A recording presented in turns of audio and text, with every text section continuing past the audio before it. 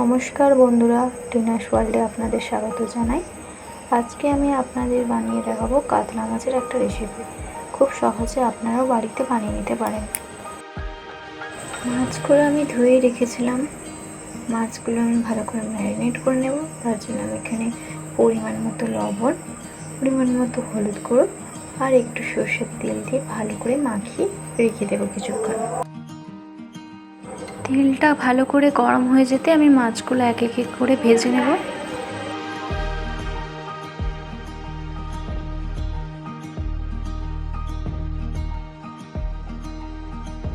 এরপর আমি ওই মাছ ভাজার তেলে প্রথমে রসুন বাটাটাকে ভালো করে ভেজে নেব। রসুন বাটাটা ভালো করে ভাজা হয়ে গিয়েছে।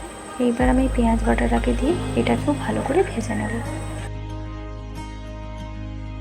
এরপর আমি এখানে দিয়ে দিচ্ছি টমেটো কুচি, আর এই টমেটো কুচিটাকেও ভালো করে নেড়ে নেব।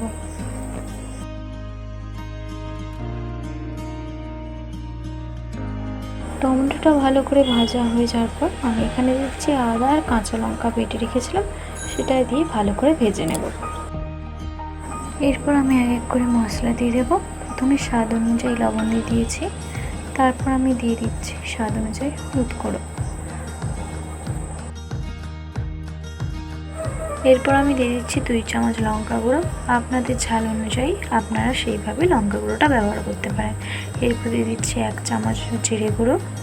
এরপর এগুলোকে মিশিয়ে নিয়ে জল দিয়ে একটু একটু করে নাড়তে থাকবো, যাতে না কড়াইতে লেগে যায় মশলাটা।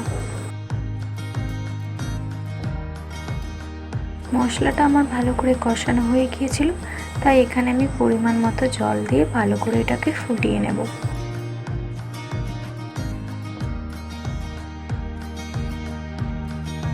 মশলাটা ফুটে জলটা অনেকটা কমে যাওয়ার পর আমি এখানে ভাজা মাছগুলো দিয়ে আর একটুখানি ফুটিয়ে নিলে আমাদের মাছের এই রেসিপিটা রেডি হয়ে যাবে। আপনারাও বাড়িতে এইভাবে কাতলা মাছের রেসিপিটা বানিয়ে নিতে পারেন। খুব সহজে রান্নাটা আর খুব সুন্দর লাগবে। আজকে রান্নাটা ভালো লাগলে লাইক কমেন্ট করে পাশে থাকবেন। আরও রান্না পাওয়ার জন্য চ্যানেলটা সাবস্ক্রাইব করুন।